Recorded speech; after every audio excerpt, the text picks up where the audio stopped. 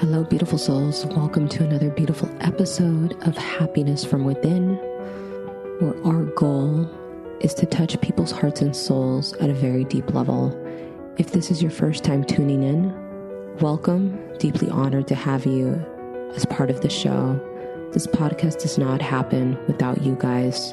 So thank you so much from the bottom of my heart for taking time out of your day to listen to today's episode. So today we're actually doing something a little bit different. This is actually part one of a two-part episode. I had the honor of interviewing an amazing gentleman. His name is Andy Audate. And just to tell you a little bit about Andy. So Andy grew up in one of the smallest cities in the smallest state in America, which is Rhode Island.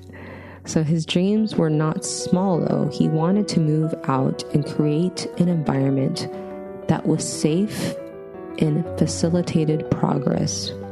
From asking questions like, is that my friend who got shot? To how can I improve this business and motivate this person?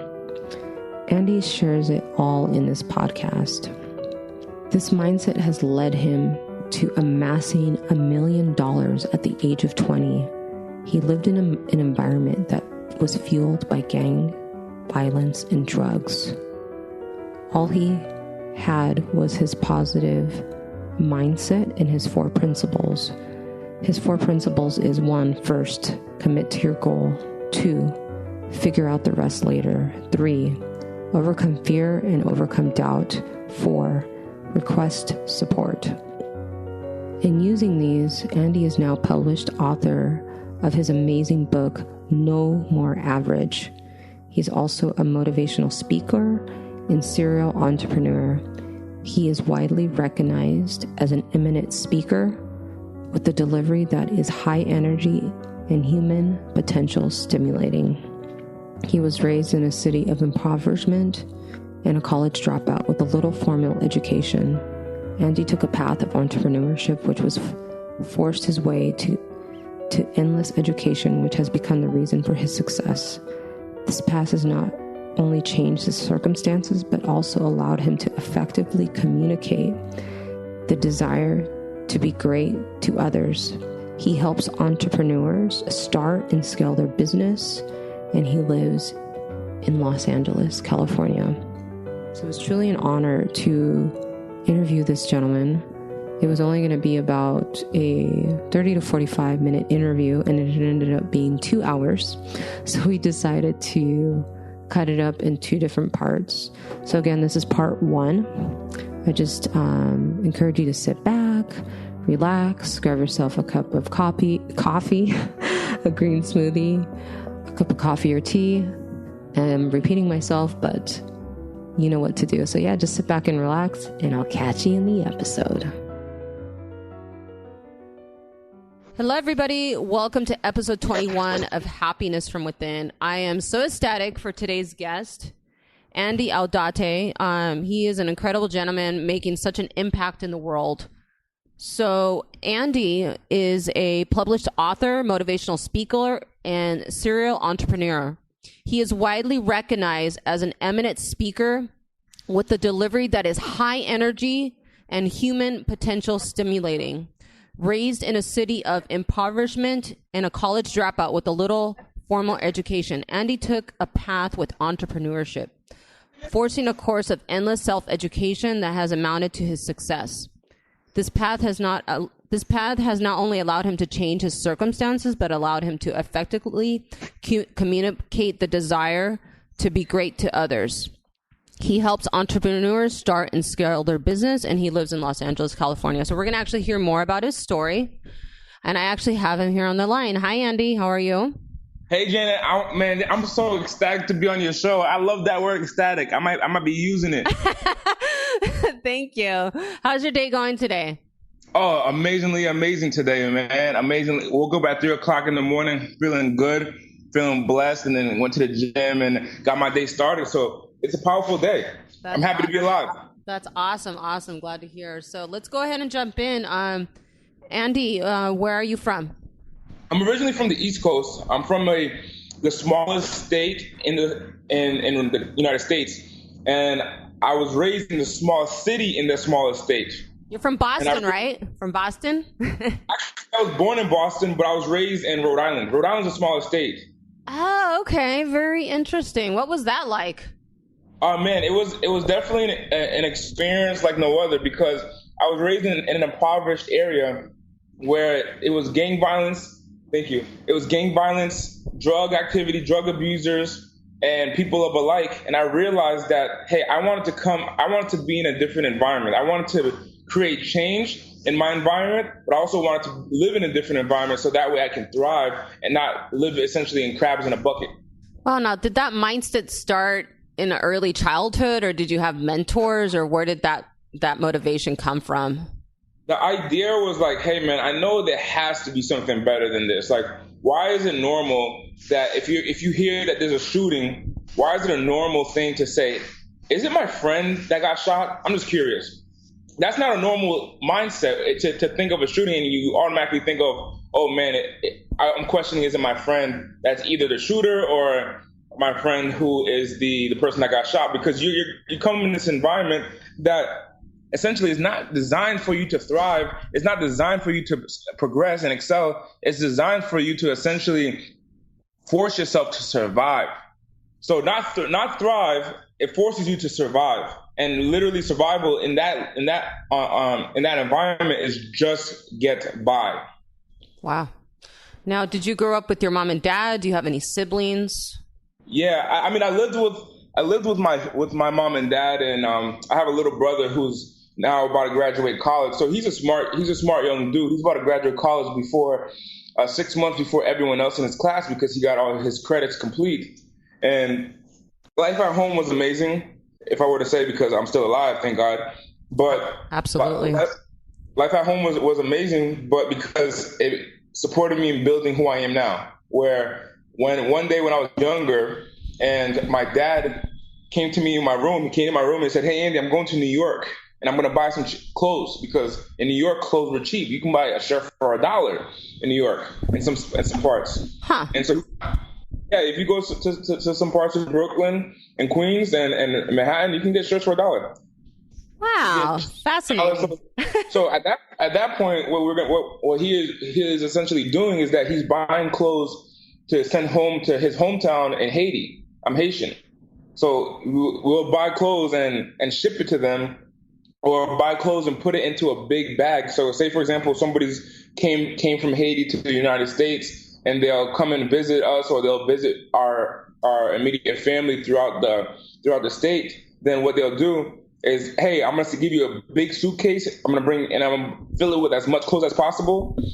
100 pieces of clothes, that's $100. In American dollars, you can buy one shirt for $100, or you can buy 100 pieces of shirt and 100 pieces of shirts and pants, and literally put 50 people at ease for a month, because they have clothes to wear now, or maybe 2 or 3 months as they wear this clothes. Wow, that's amazing. And did your mom and dad what kind of so both of your parents are from Haiti, correct? Both of them are Dominican. Both of them are immigrants from Haiti. Came here, had me. I'm the firstborn. Wow. And then the rest of my aunts and uncles came from Haiti. So that puts me in a position of being the first generation American. And what I realized is that in the people who are immigrants, who their family are immigrants, the first generation American typically feels a sense of responsibility, experiences a sense of responsibility to be the next one to support the family. I've seen that very consistently throughout the relationships that I've amassed over the years. Wow, that's really interesting.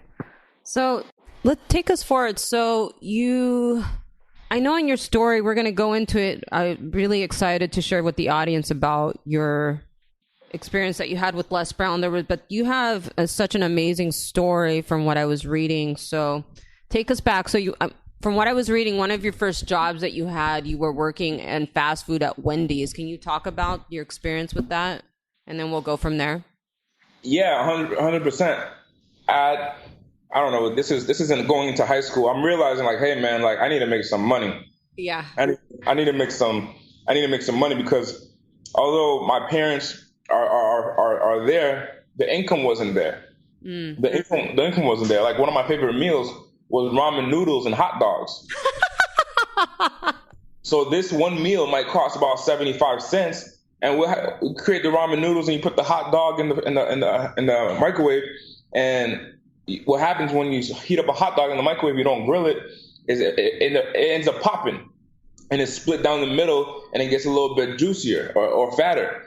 And then you cut it up and you put it into its own bowl.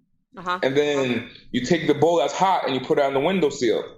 And then it gets a little cooler, and you might add a little pepper, add a little seasoning to the already totally seasoned ramen noodle, and you feel like you're having a full course meal from a nice restaurant. But it really costs like 75 cents maybe, or 50 cents to make this one meal. And so we would have that, on a regular basis, or peanut butter and jelly. That's a good one. So this was the lifestyle I had really growing up, man. That was the lifestyle I had growing up. That was a lifestyle. So I couldn't work. I remember I couldn't work to get a job. So someone introduced me to drugs and said, hey man, I know you're trying to make some money, man. Hey, if you sell this for me, I'll give you X amount of dollars. So I started going around the school trying to sell drugs, and I'm selling it to X amount of people and making a little bit of money. And then I was watching TV, MSNBC Lockup. And this is a TV show talking about what's the experience inside prison. And what the type of person that I am is, I like to be the authoritative figure. I like to be the leader. It's very challenging for me to have a job because I don't like people telling me what to do. So at this point, it's like, hey man, I gotta make money, but I don't want to go to jail, because going to jail means I lose freedom. Losing freedom means I don't have a say over my life. I'm away from my family. I'm away from my friends. I'm away from life. So I stopped selling drugs, and I said, you know what? I'm going to go to sell cell phones. So I grabbed a few cell phones. At the time, what was popular was like the Sidekick, T-Mobile Sidekick Slide, and the Flip Sidekicks, and these flip phones and Blackberries were popular. So I grabbed these these Sidekicks and Blackberries, and I buy them for $75. I sell them for $200. A piece might be broken on it. I get it fixed and I flip it. And what I end up doing was like, I'll get a phone by itself, for example, for $75. I'll go to eBay, buy the box, buy a charger, a generic charger from China, and buy headphones and the whole package. And I'll put it inside the box, and now it increased the value because it's like a new experience to open up the box. So people are saying, hey, I'm buying a used phone, but it's in the box. I paid $200 for it. So I have a little profit now, and I'm running this little business in my school and around my neighborhood, making a couple of $100 a week. I then said, you know what, man, this is challenging because not everybody already has a phone. So how many phones can I sell? So I'm gonna get a real job. I went to Wendy's and I said, hey man, can you give me a job? And I went so professional on my interview. I shook their person's hand, and I had a little polo on and so on and so forth. And it was like, dude, you got the job, bro. Compared to what we're getting over here with other people, man, you got the job. Wow. I work at Wendy's. I said, you know what?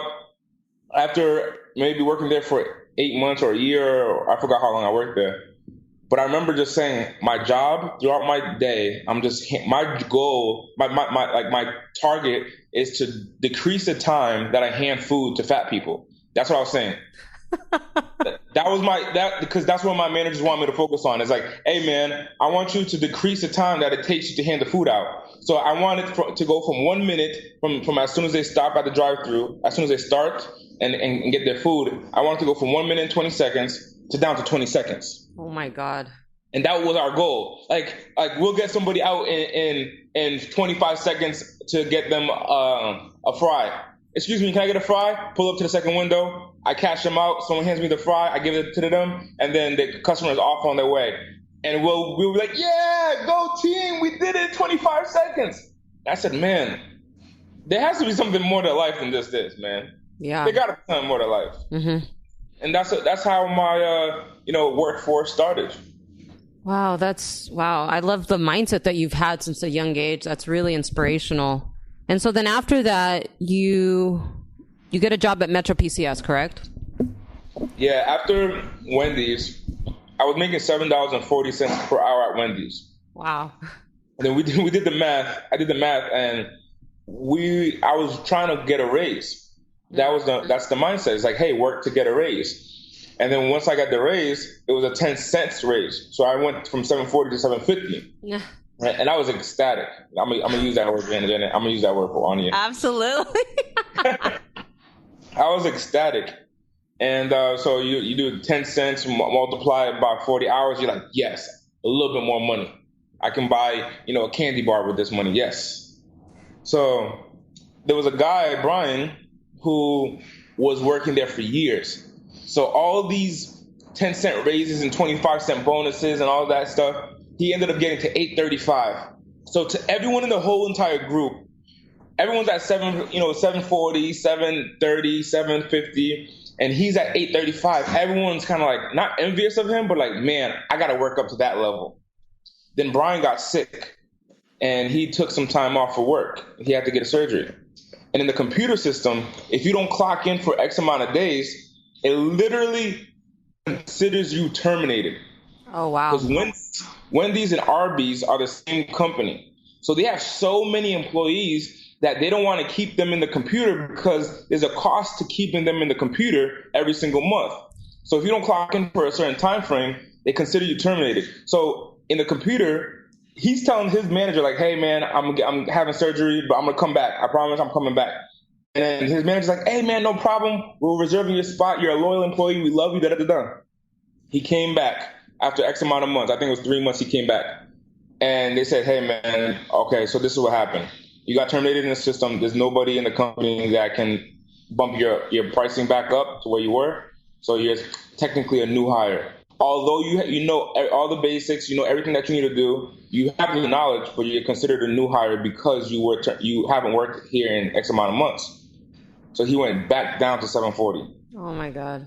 And I said to myself, dude, I can't do this, man. There's no way. You work so hard to make an extra $40 a week because you're working 40 hours and you made an extra $1.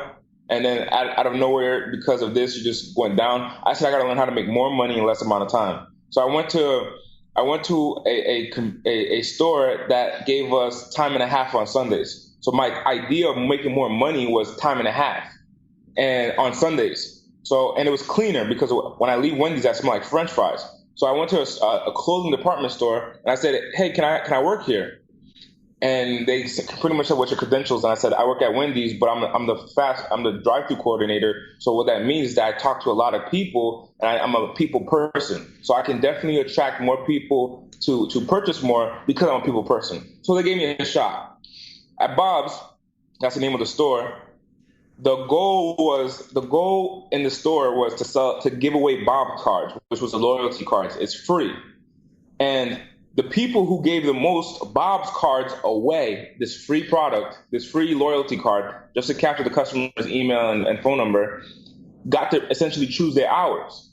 So I said, okay, it's free. And then what's the benefit of having a Bob's card? Oh, you get a discount. So I said to everybody that came to my register, I said, hey, if you want 20% off, do you want to save $5 on this right now? And they're like, yeah. All you got to do is sign up for this Bob's card. It's completely free to save $5. And then everyone just was signing up on my register. The manager comes up to me and she says, Andy, how are you doing this? I told her. I said, this is what I'm doing. She says, oh, my goodness. You can have whatever hours you want. Choose whatever hours you want. I said, I want all of Sunday from open to close because you're paying me time and a half, which was $12 at the time. That's so smart. Right? What does that do to the person's mind? What did that do to my mind? What that did to my mind was tell me that if I produce a result, I make more money. Exactly. Yeah. If I can produce a result for this company, I make more money. So I produced a result, then I had complete ownership and power. Wow. Then one of my managers was making a joke to me, and I pushed. One of my managers was like making a rude comment, and I did what I did in high school. What we would do, we would thump each other in the head, like kind of like, you stupid. So we would thump each other. So like friendly, like what 14 and 15 and 16 and 17-year-old people do. So at this time, I'm probably like 16 or 17. and I thumped my manager in the head. And I'm like, you stupid. Because she acts so friendly to us, I feel like she's an equal. Then she goes to the general store manager, which is an older lady. She goes to the general manager and says, Andy thumped me in the head. They looked at the footage on the camera. I come into work 2 days later after thumping on the head. The general manager brings me into the office, and this is the first time, Jenna, I'm actually sharing the story. I've never actually shared the story. Oh my God, keep going. The general manager brings me into the office, and I see my immediate supervisor sitting down, and I see the general manager that runs the whole entire store. Like, she's responsible for millions of dollars in this large department store with thousands of pieces of clothing, hundreds of shoes, dozens of sales reps and employees, and so on and so forth. And so I go into the general man. They hey, Andy, can you come in here? I'm getting ready to start my shift. So I'm in the break room. So I come into the manager's office, and there's money on the table. The first thing I think to myself is like, I hope that money's for me. I hope I'm getting a bonus, because I see like, a couple $100 on the table, man. I'm about to get a bonus. And they say, can you sit down, Andy? And I'm like, she's serious. I'm like, what's going on? I'm like, what's going on, Linda? And she says, unfortunately, we have to let you go. I said, you gonna let me go? All right, is that money mine? And then she said, yes, this is your final pay, and we're gonna pay you in cash, so that way we no longer owe you anything. Oh my I said, all right. I took the money and went right back to Wendy's. That's the mindset that I have. Instead of progressing, I decided to regress, and I went back to Wendy's. Wow. So then what happened after that? When did you, wow, thank you for sharing that. I like how you said regress. I love that. That's really, what an amazing mindset shift. So then what happened after that? You go back to Wendy's, and then you're like, what happened? Tell us, fascinate us. Yeah, I go back to Wendy's, and I go back to making $7.40. I had just experienced $12 and something cents per hour on Sunday. And I said, how do I, I'm working these late hours. I'm working till 1:30 in the morning. And then now I got my mom's car. I'm using my mom's car. I worked till 1:30 in the morning at Wendy's, which was illegal, by the way. I wasn't even supposed to, but they were so understaffed that they took the risk. And then I go to school in the morning. I'm going to junior high school, and I'm junior class in the morning at 7:00. And that was my lifestyle. But I asked myself, how can I make more money in less time? So I realized that as I was looking for a different job, I saw T-Mobile they said compensation, salary plus commission. I said, salary? What the hell is salary? So I looked up salary. At this time, I only knew about hourly wage, like you get paid per every 60 minutes. And then you have to take a break every certain number of hours. So my income was capped. So I see salary, I type salary, and they're like, they pay you this certain amount of money no matter how many hours you work. I said, oh my gosh. So I'm already trying to dupe the system. And in my head, I'm trying to say like, okay, if they tell me to work 40 and I can figure out how to work 38, I still get paid that amount of money, like as if I worked 40. This is so cool.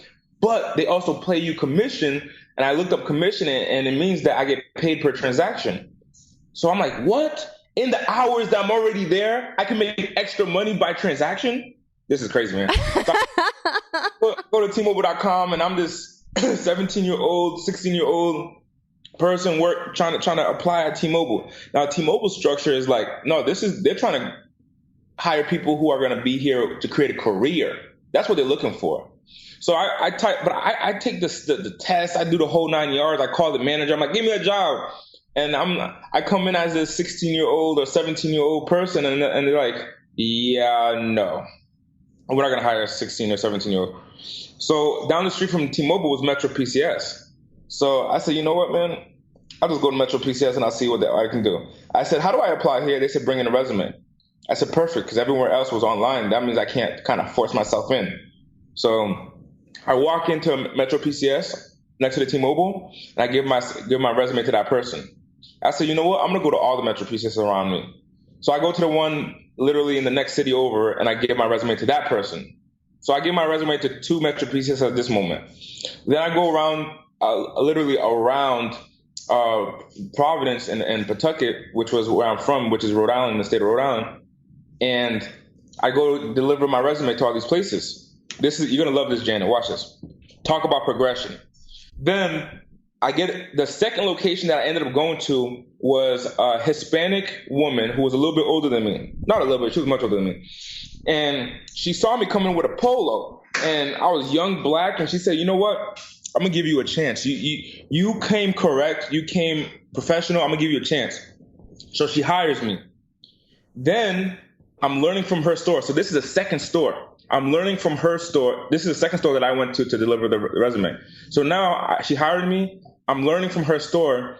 Then a black guy walks into the store. After I'm there for maybe a week, a black guy walks into the store with earrings, bald head, in sweatpants, and a hoodie, and walks to the back of the store. I'm like, excuse me, sir, you can't come to the back here. He's like, I own it. I said, oh, shoot. Oh. I'm like, oh, shoot.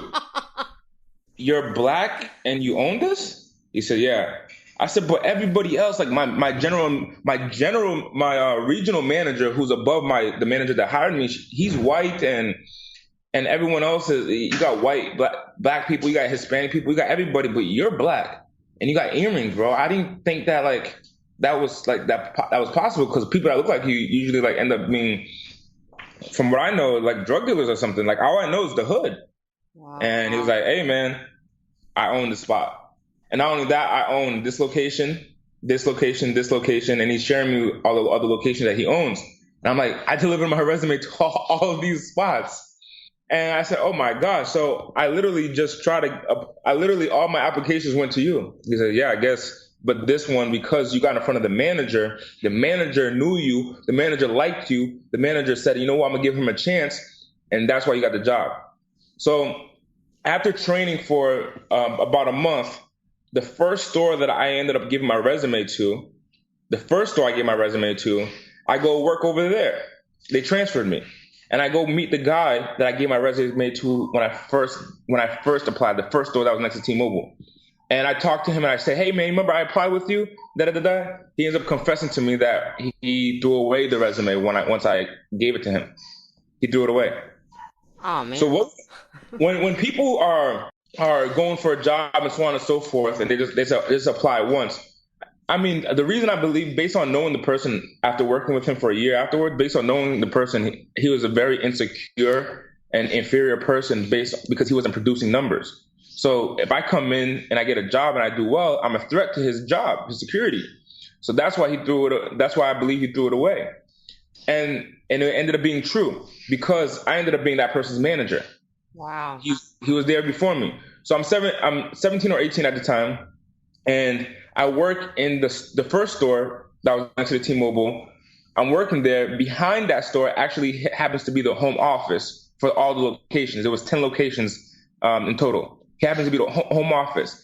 And that bald-headed CEO that was black that walked into the second store, the first store where I was working ends up being his office. And because I'm in the front of the actual store, behind the store is the actual office. So there's a door that separates us, and like you can tell, like it's an office with employees that work in the back doing inventory and payroll and all that stuff.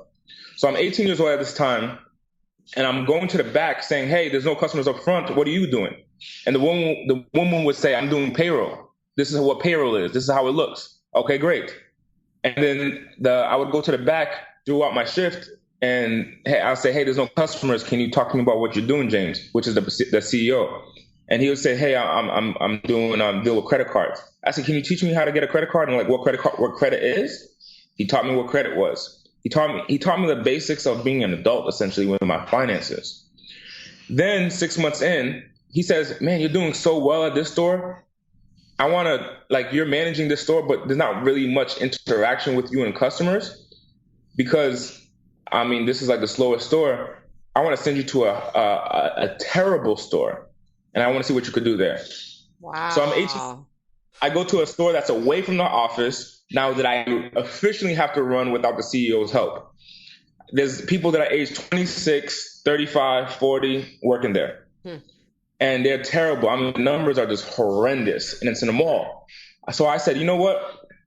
So Now this podcast right here is probably gonna be like the official like the story, because I've never went into detail like this.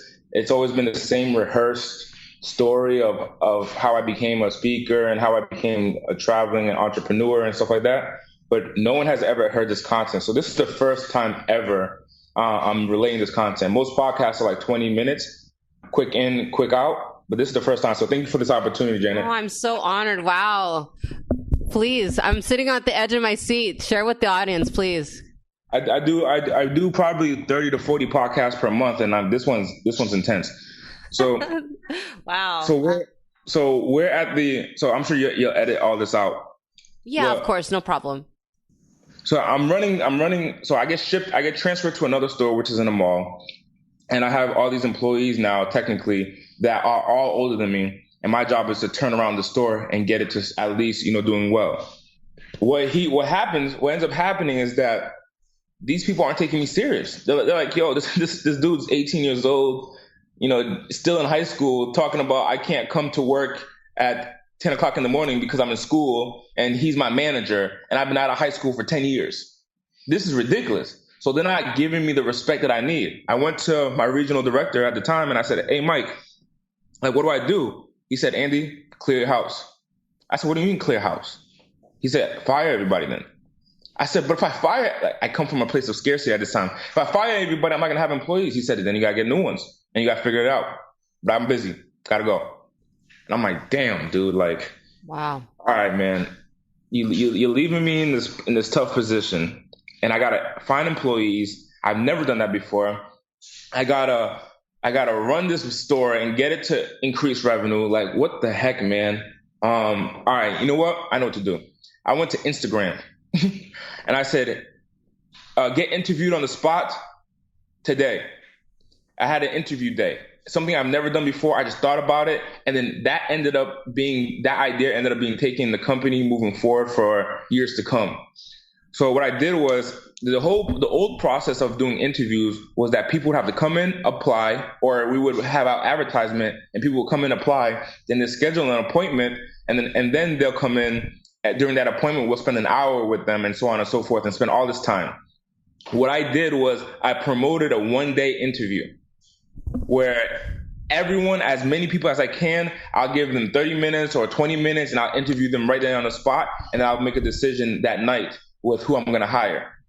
So this interview day ends up becoming successful because I posted on Instagram, I posted at the store, I said, hey, 2 weeks from now, we're having interview day. Everybody, you want a job, come in. So all the customers that are coming in to buy a phone at this Metro PCS dealer, at this Metro PCS store, they come in to buy a phone. I'm saying, hey, by the way, we have an interview day. If you're looking for a job, come on this day.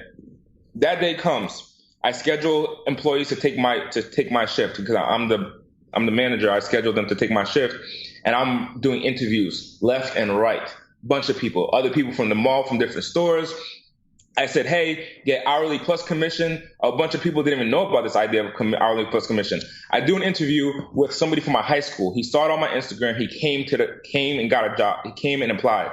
Because he was from my high school and I knew him, I felt more inclined to hire him. So I gave him a job. His name was George. I gave him a job. Now, George and I never talked in high school. I just knew of him as a classmate. Then George ends up working with me because I hired him, and I ended up clearing house. So I hired George and I hired a couple other people. And now I'm training all these people how to run the cell phone store and so on, how to work in the cell phone store. George and I become close friends. We're working out together. We go to the gym together. We go to restaurants together. Because we come from the same high school, we have similar friends. Then one day, George and I are leaving the gym at night, and George looks up to me and says, hey, Andy, I think you should open up your own cell phone store. I said, George, what are you talking about? He said, bro, I think you should. Like, you've been working at Metro PCS for a year now. You're running one of James's stores. You might as well run one of yours. I never thought about that. But I said, George, I'm 19 years old. I'm overweight. I'm a college dropout. Like, I went to school for a semester and I dropped out of college, and I graduated high school while I was working at Metro. That's all I know. And he said, man, jump, Andy. You got this. And I believe in you. And I'll even work for you. I'm already working for you now. I'll work for you then. So I said, okay.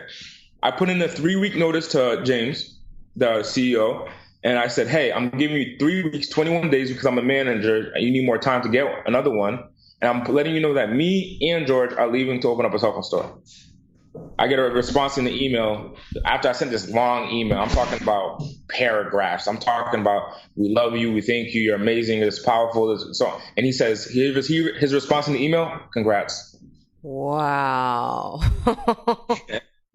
3 weeks later, after overcoming fear, overcoming self-doubt, because of all the things that are stacked against me, all the odds that are stacked against me, I opened up a cell phone store. Now, the first month was the hardest month because we ended up having a net profit of about $12. So we ended up going up, me and George goes upstairs and we grab a Subway sandwich. And we're like, let's celebrate our business, man. Well, I'm living with my parents, so I don't have much overhead or much expenses. So I make $12 my first month in that month. However, I had a contract. So I tell the people I speak to now, I say, commit first, figure the rest out later. So I committed first. I didn't know what to expect, but I committed to going through the whole entire deal. Now I got the cell phone store. I own it. The way that I acquired the money, because so many people ask me, like, how are you 19 and had the money? The way I acquired the money was when I was working at Metro PCS, I had a system where I would take a percentage of my paycheck and put it into an undisclosed account that I didn't go to. I didn't go to for years. And I totally forgot about it. Wow. So after thinking about where I'm gonna get the money from, I remember this one account. I went to the bank and I said that certain bank, and I said, hey, I haven't been here in a long time. How much money do I have in that account? And they said, you have $7,000. Wow. In my main account, I had 200, but in this sacred account that I never used, I didn't have a debit card to it, nothing like that. I had $7,000. So that's how I opened up my that business. Wow. So now let's fast forward back to the business. We're 1 month in. I net $12 in income. Then now I gotta figure out, hey, how am I going to make this work? I realize that I have to get in front of my customers. So I go out and I hand out flyers. I'm hustling in the streets, getting people to my store. You have to get attention. So when you have a new idea, you have a new concept, you have to get in front of as many people as possible. So the first month, I thought people were going to come to me like how Metro PCS, when people came to Metro PCS. That didn't happen. So now I realize I have to go and get the customer. I go out and get the customer. 5 months later, I look at the bank account. How much money came in? Janet, $100,000 at 19. $100,000 in 6 months. Wow. Wow. I'm at the end of my chair and I said to myself, okay, if I did $100,000 in one store, I want to 10x my goal. So I said, I can make $1 million. I can do it.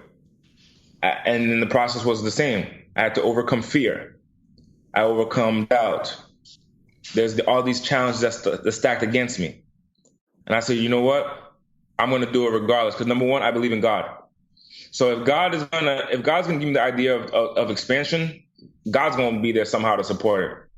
So I go to an actual building, a large building, and the building is pretty much it's an empty standalone store at the corner of a street. And I go to the landlord, and the landlord is this old man who owns a bunch of real estate all over the country, lives in Florida. And I go to the landlord, and he happens to be in the state of Rhode Island at the time. And I say, hey man, can I rent out your spot? I want to put a cell phone store. And he says, how old are you? I said, I'm 19. And he's like, what the heck? He's like, what the heck is going on? Like a 19-year-old's coming to I said, I had to sell him on the idea. I said, look, you don't know who I'm going to become. I'm 19 years old right now, but this is my humble beginnings. This is a time for you to invest into me. This is a time for you to work with me. You don't know, man. I might be the one that buys your real estate in the future. Come on, man. And I remember going to his office, and he laughed and he said, all right, man, here's a lease. You're going to have to pay first month and deposit and a first month, some type of security deposit, and I think last month or something like that. And I said, how much is it? He said, I don't know. I forgot how much the price was. I think it was like $7,000 or something like that. Because I made so much money from the first store, I was able to fund the second store. Uh-huh. So I funded the second store. And what he did was part of the deal was that he would change the store. Like, he would paint the walls the color I wanted it. He would put hardwood floors. He would change the lighting the way I wanted it. And he would change the outside the way I wanted it. So it's called a build to suit lease. So he'll build the store the way I wanted it. So he built the store for me the way I wanted it. Wow. Now I got a bare bone store. I put furniture in it and inventory. Now I got 2 stores. We expand. Now I got 3 stores. After a couple of months, we expand. Now I got 4 stores. Now, obviously, it's not just me running it. I'm 20 at this point. I'm 20, and I have 14 employees working for me by this point. Wow. A year passes. I look at the bank account the same way I did the first year. The first 6 months. I look at the bank account. How much money came in? Over $980,000 came into my account. Wow. Overcome fear. Well, the first step was commit first to your goals, your audience that's listening. The first step is to commit first. The second step is figure the rest out later. The third step is overcome fear, overcome doubt. The last step is request support. Allow other people to support you. There was no way I would have made that type of income if I didn't allow people to support me. Wow. Can you talk about the routine you built your business on? The routine? What do you mean by that? Well, what I mean is like, or maybe I can rephrase the question, I love your drive. It's just like you, from such a young age, you don't take no for an answer. What's the mindset that's allowed you to build that routine? Well, you got to realize who you are in God. The most thing that has allowed me to really achieve success to a high level. I mean, Janet, like where I'm from, like honestly, Janet, I have good friends who are in prison doing 60, 70 years plus in prison. Wow. They're going to get out of prison at 90 years old. Oh my God. So where I'm from, that's normal. Like if I was in that predicament, it wouldn't be much of a shock. I would be forgotten after 5 years. Okay. So to leave that environment and do what I'm doing now, where I'm literally touching hundreds of thousands of people throughout a 12-month time span, supporting them with their goals, their mindset, their business, their marketing, is baffling to me.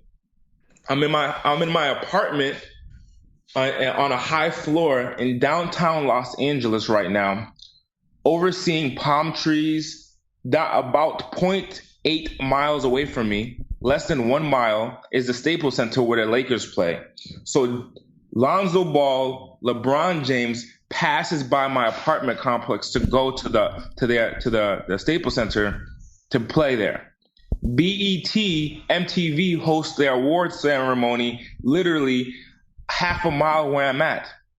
Across the street, just yesterday, I spoke to a large audience because they had an event with about 7,000 people there, and I was speaking to young entrepreneurs and small business owners to teach them how to grow and market their businesses across the street. I didn't have to fly. I didn't have to travel.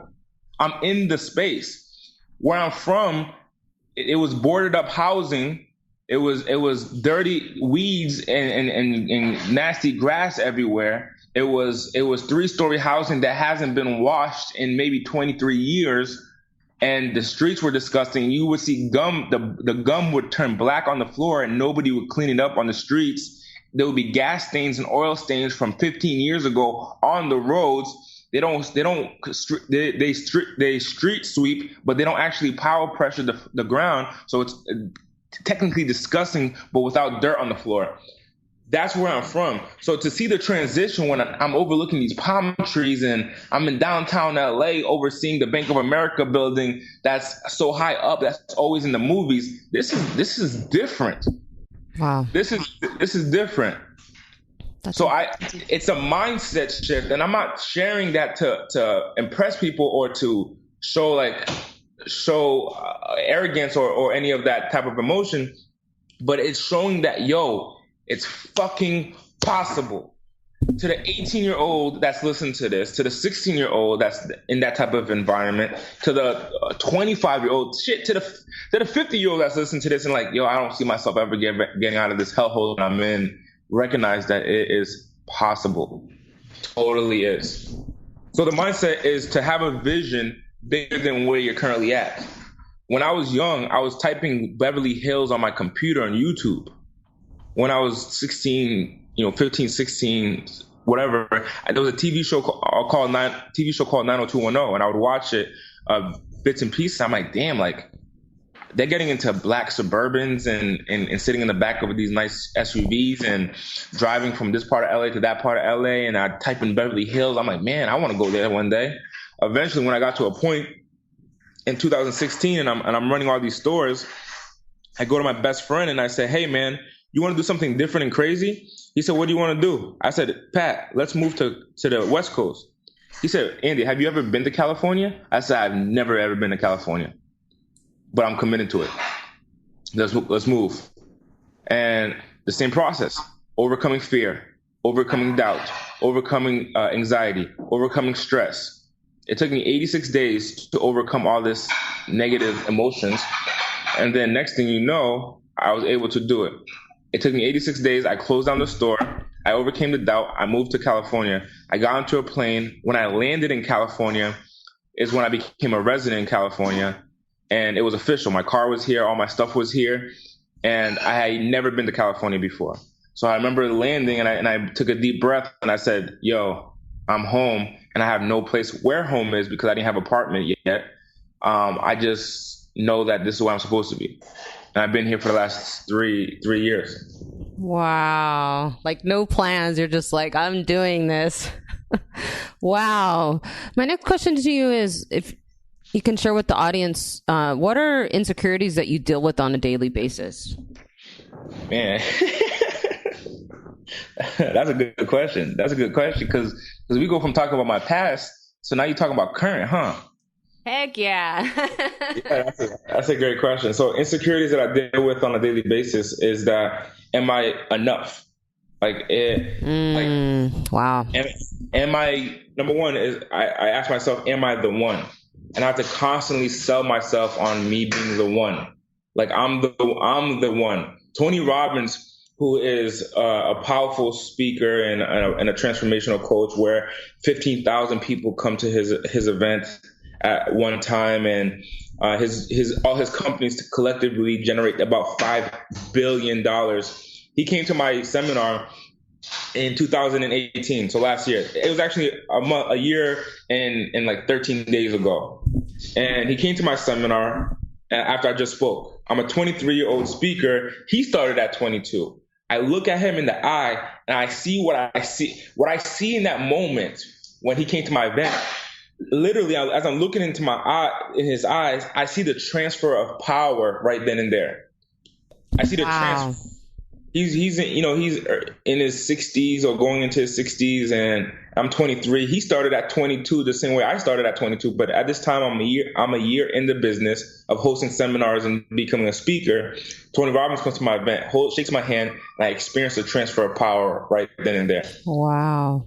And I recognize that this is who I am. But the question comes down many times where I have to constantly sell myself, because I believe that the devil is trying to stop me from doing my God's work. When people are in my seminars, their lives change, their mindset change. They read my books. They listen to stories like this on your podcast. This is why I do these podcasts. I had to cancel a call with a multimillionaire. That's why I told you, hold on, because I said, you know what, I'm going to do this show because I believe that Janet has something where somebody's going to listen to it. Like Janet's on her purpose. That when somebody listens to this story through Janet's audience, they're going to say, I was listening to Janet Prado's podcast, and next thing you know, my life revolutionized, and I completely changed as a person because of Janet's decision to create a show. So I canceled this meeting because, hey, there's enough millionaires in the world that I'll get in touch with many of them to do the show with you, because I believe that this is God's work right here. This right here, what we're doing is God's work. And that you have an audience that I don't have. I have an audience that you don't have, because this is the deepest show I've ever done, I'm going to end up reposting it. And then my audience, which is a lot of people, are going to hear this story. Your audience, which is a lot of people, is going to hear this story. And the next thing you know, people's lives are going to be changed, attributed because of this show. This is why I do this. And I believe so far, as much as I know you, this is why you do it as well. Oh my God, I'm crying right now. I'm so touched. Oh my God. Like, yeah, that's definitely my goal, is to reach 1 billion souls. So, wow, that really means a lot. Wow, thank you. That really touched my heart. Wow, thank you. My next question for you is, can you talk about the importance of having a why versus just chasing the money? I mean, the money might be why. So I like that. So I think you got to be true to yourself, man, because in this day and age with social media, man, like up till today, I've been on a social media hiatus. I haven't been on social media. I stopped I stopped using Instagram and Facebook, and then tomorrow I'm going to go back to it. Today I had to do a post where I'm hiring radio editors, so I use my social media platform to get them to email my director of operations, so that way I can hire some more people. But I'm going to get off of it. And I think, but I think what's happening on social media is that there's so much content as to what worked for someone else, and that people ends up being confused. So many speakers, authoritative figures may say, "Hey, man, like, don't just chase the money." Whatever that means to you, or that person that said it, may mean something totally different to someone else. Because if you're telling me not to chase the money, and I see that really my problem lies in not having money, do you recognize that the reason I'm in a shit box right now is because I don't have money? You realize that the reason my parents are fighting and on the edge of divorce is because we don't have money right now? You realize that my brother gets sick, the reason that we're because we don't have money right now? Do you realize, like, I have to go to a shitty public school because I don't have money right now? Do you realize that my car breaks down, I have to walk to work now, and my feet are hurting because I don't have money right now? So you, who grew up in a different environment where because you don't have money, someone else was able to lend you money. Hey, here's a loan. Hey, here's extra cash. Or, you know what, here's an allowance. You can say it's not about the money. You can say that. I never had an allowance. I don't know what that experience is like. So you can say that. So my why has been the money until I got money. And then once I got money, then I was like, well, everything, like now that I have money, I had to find meaning in the reason why I did it. And then I had to search deep. And then I realized that now that I have money, my why changed.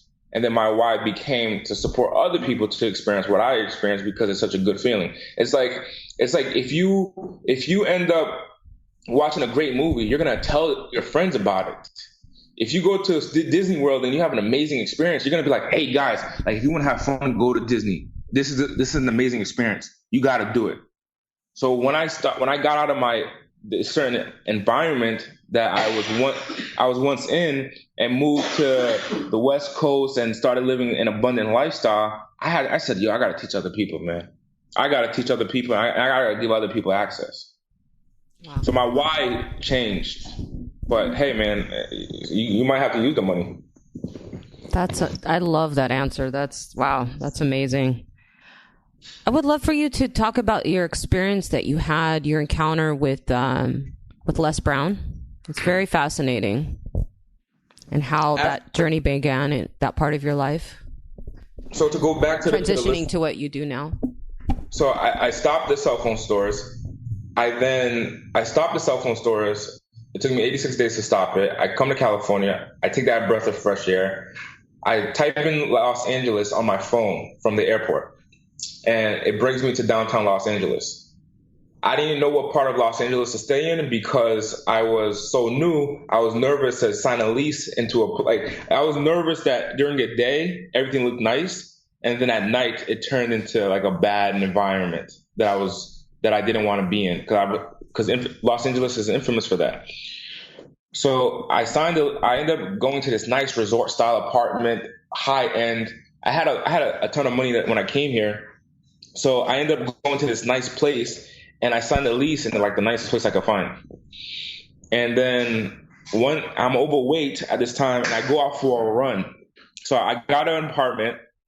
I'm there for a week or so, and I go out for a run. I'm working out because I want to lose a little bit of weight. And on the run, it's taking me 20 minutes because I'm listening to rap music. It takes me 20 minutes to do this run. And I said to myself, like, damn, 20 minutes, that's a long time. Like, as I'm running, an old lady is walking next to me, and she passes me, and she looks at me, and she just keeps going. I'm really slow, and I'm really bad at running. In my head, it looks like I'm running, but I guess in my body, I wasn't. So I go and get a coach that was inside of the apartment complex. I see in the gym, there's a fit guy who's working out. He ends up being a professional boxer. I say, hey, brother, can I hire you to teach me like how to run and take care of my body? So I hired him. We start working out together. On a run one day, instead of me listening to rap music, I changed it to listen to personal development, Tony Robbins, Les Brown, Eric Thomas. Then at this point, I'm running down the street, and I've been training with this coach. What ends up happening is I look at my progression. I open up the Nike app that tracks my run, and the first run was like 22 something minutes per mile. The run that I just did right now was 8 minutes and change per mile. Wow. I said, number one, I think this is what happened. If I dissect how this success became. Number one, I got a coach, someone who was much more elevated than me. Number two, when I listened to personal development like Les Brown, my mindset was focused on winning, not focused on the big booty bitches that the song was talking about in the rap song. So I'm listening to a guy who's telling me, yes, you can win, you must win, you have to win. And I'm feeling energized, and I just take off. And I remember passing my coach.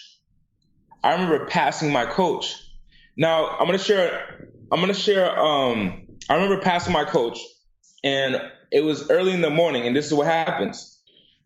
He told me that, we would wake up at 5 in the morning to work out. So what happened would be that he would usually lead, and I'm in front and I'm behind him, and I'm just trying to keep up at his pace. Yeah. Then one day I decided that I'm gonna go hard, so I passed him, and in the left corner of my eye, I see that he's constantly creeping up on me. So I just take off running faster, and I'm focused on not letting him catch up to me. Like, I want to say, like, I got there first. My ego's there. I want to say I got there first.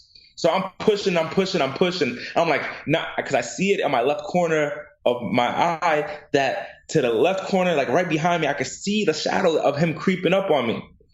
We get to the spot. We get to the turnaround point, which was like a mile and like 1.3 miles. I turn around, Janet. He must have been half a mile back from where I was. Wow. What do you think I saw? Tell us. Fascinate us. My shadow. Oh, my God. No freaking way. I saw my shadow. I kept on seeing my shadow. And my shadow, I was fighting to beat my shadow. Whoa. So I said to myself, oh, fuck, bro. I've been undermining my own capabilities. I came off as, I'm overweight, I'm fat, I can only run 22 minutes a mile, I'm weak, I'm a victim. And then I beat my fucking shadow. and in this professional, of course, like he could probably beat that time, maybe he could, but he was keeping his pace. I usually pace after him. So my belief system changed where my belief system was I can now run after my coach. But once I started fighting, oh my goodness, this is a wake-up call for me. Oh my gosh. This is a wake-up call for me. Once I realized that I beat my shadow, wow. When I turned around, I can, like, if it was a movie, you would see the breath, like the close up to my face at the realization of what just happened. I beat myself, and because I focused on beating myself, I overcame what I thought my limitation was, which was the speed at which my coach was racing at, because I looked up to him so much that I said I can only go up to where he's at. That's why I paced behind him. But now I passed him, and then I'm turning around, and I keep seeing this thing creeping up on me. I'm like, yo, I can't let him. And I keep going, and I'm not out of breath. I'm just going. I'm just really just going. And I get there, and I'm like, yo, you're half a mile back. What was I doing? It was my shadow. The way that the light was hitting at 5 o'clock in the morning, the street lights, I was fighting my own shadow. So this ends up teaching me a true lesson about life, therefore after. This one run. I said, I got a coach supporting me in my progression. I listened to personal development. It gave me energy and power. Third thing, I beat my shadow. Focus on being myself every day. I went back to my house. I typed in, how do I become a motivational speaker like Les Brown? Next thing you know, an ad on Facebook keeps popping up about becoming a Les Brown certified speaker. Wow. I type in the information on my phone about my phone number, my name, and my email. They call me the next day. Hey, Andy, my name is so-and-so from the Les Brown Institute. How are you? I'm amazing, sir. He said, hey, so you opted in to join. The program is $5,000. It's 9 online video courses plus 1 live event in Florida. I said, oh my God, $5,000 for 9 video courses? It's ridiculous. First of all, I spent $5,000 on a car that takes me from point A to point B. Technically, it could take me from the East Coast to California. That's worth the $5,000, but not 9 videos that somebody recorded. Then he pitched me on the connections, the relationships. And at this time, I don't know about networking and stuff like that. So I'm like, I don't know, man. He ends up pitching me on the vision that I have, which is me becoming a speaker, traveling around the country, speaking on my own. I said, all right, man, I'm all in to do that. I'm committed. I pay the money. I fly to Florida. The reason I'm flying to Florida at this time, because I just gave this guy some money. I want to see him in person. So I meet him in person. I go to the Les Brown office. Now, Les Brown doesn't actually go there. He lives in Ohio, but he might come once or twice a year to the office. So I meet the CEO of the company. I meet the sales reps. Perfect. As I'm leaving, guess who happens to walk in? Les Brown. He walks in, and he said, hey, guys, I actually have a speaking engagement in Miami, so I decided just to stop by, see how things are. Wow. I'm looking at Les Brown, and I said, oh, my gosh, it's Les Brown.